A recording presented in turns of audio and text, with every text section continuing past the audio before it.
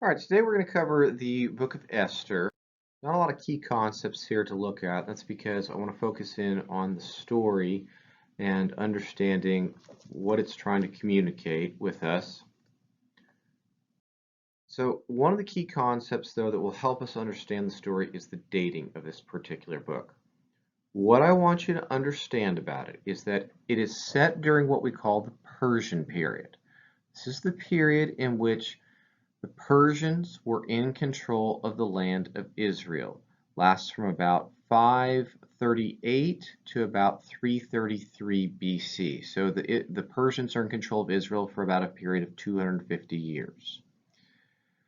So the book of Esther is set somewhere during that time period, during supposedly the reign of King Ahasuerus, who would be King Xerxes I in Persia. If you've seen the movie 300, that's Xerxes I. It's kind of interesting actually to look at how Xerxes is portrayed in the movie 300 compared to how he's portrayed here. If you've seen that movie, maybe it'll make some sense. If not, don't worry about it. It's not critical. But the the key thing I want you to understand is, although this is when the book is set, we believe the book was written long after the events it portrays. I suspect it was written during what is known as the Greek period. This is after 333, after Alexander the Great had come along and had conquered the Persians and thus had taken over Israel for himself. Now, one of the reasons why we suspect this is that the person who describes the author of Esther, when he or she describes some of the culture of the Persians, it's not consistent with other things that we know about Persian culture at the time. For instance, there's a law there. One of the key plot points of the book of Esther is this Persian rule or law that says that once the king issues a decree, he can't change it, which doesn't make any sense to us. There's no other record of that idea, and the idea that a king would self-limit himself so much is kind of bizarre. So it seems just like that whoever the author is of Esther may have misunderstood something, or maybe they're adding this idea as a plot point for the book of Esther. The other reason why we suspect it may have been written during the Greek period is there are multiple versions of the book of Esther, and one of them, which is a longer version of the book of Esther, is written in Greek, and you would find that in the Apocrypha in Catholic versions of the Old Testament. Now, I'm not going to recap the story of the book of Esther for you. I expect that you guys will read the book of Esther. It is not a difficult book to read. It reads very much like a novel. And that's because I think the book of Esther really is written to be read like a novel, or more technically, a novella, a short story. So make sure you've read the story before you listen to any more of this. It's okay to look at my plot summary here on this page.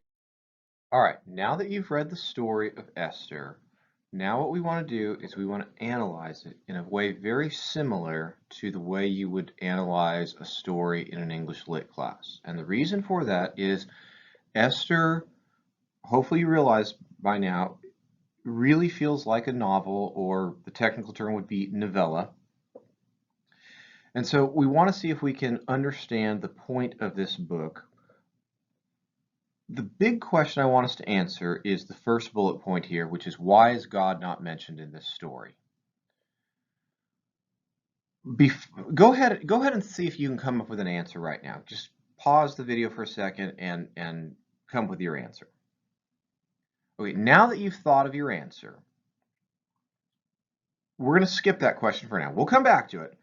But now I want you to think about the characters in the book. We have four major characters in the book. We've got Xerxes or Ahasuerus, the king. We've got Haman, his advisor. We've got Mordecai, and we've got Esther. We want to think about the characters of each of these four different people. Pause for a minute and think about the character of Xerxes and Haman. Okay, now that you've thought about the character of these two people, the reason why I want to start with them is they're the foreigners in the story.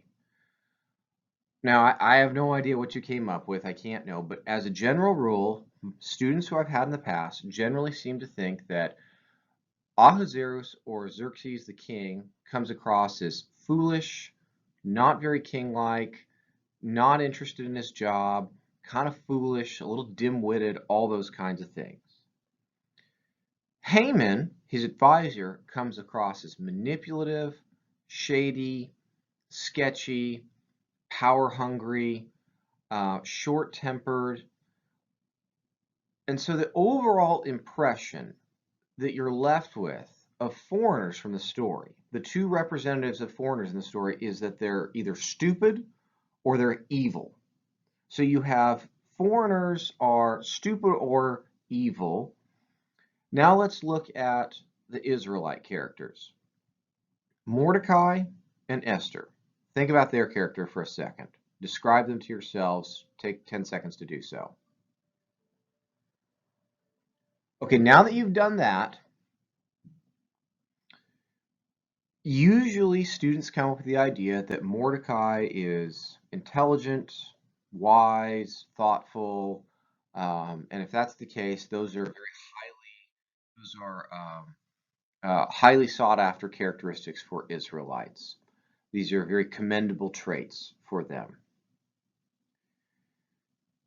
Esther, students can be kind of all over the map with Esther, but generally speaking, I think the majority of my students try to emphasize the bravery of Esther.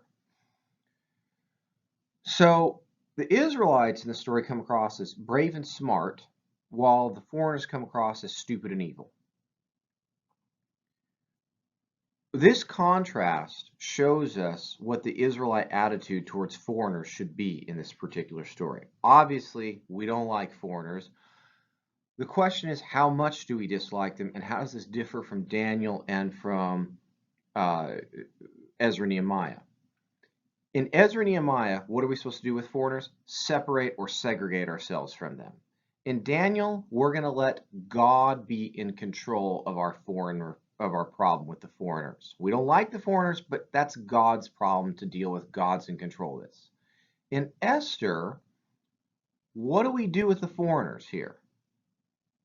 When the foreigners come to kill the Jews at the end of the story, the Jews fight back and protect themselves. As a result, our takeaway from this is Jews should be willing to violently defend themselves against foreigners if necessary. And how do we know whether it's time to violently defend ourselves or not? Do we need to wait for God's permission to do so? And the answer seems to be no, we don't need to wait for God's permission to do so. How do we know this? Go back to the very top question, because God's not mentioned in this particular story. From the perspective of the author of Esther, God has already spoken in other books of the Bible. He's already told us in the book of Deuteronomy that foreigners suck. We have already learned what happens if we tolerate and embrace foreigners. We end up worshiping their gods. And so what we need to do is we need to take the attitude of God helps those who help themselves, oftentimes to a sword. And so the Israelites need to be willing to violently defend themselves from foreigners. And that's very different than the attitude we find in the book of Daniel, where we say, well, we'll just leave this in God's hands. All right. So big takeaways from this. Esther presents a vision of foreigners we are to defend ourselves from foreigners violently if necessary. The reason why God is not mentioned in Esther is because we don't need to wait for God's permission or approval to do these particular things. So we've now had 3 separate entries into the story of into this discussion of what should the Israelite attitude towards foreigners be. Overall, these 3 stories we've looked at, Ezra, Nehemiah, Daniel, Esther, have had a generally negative view. Now we're going to next we're going to turn our attention to Jonah and Ruth, and we'll see if we can figure out those two books as well. All right, talk to you next time.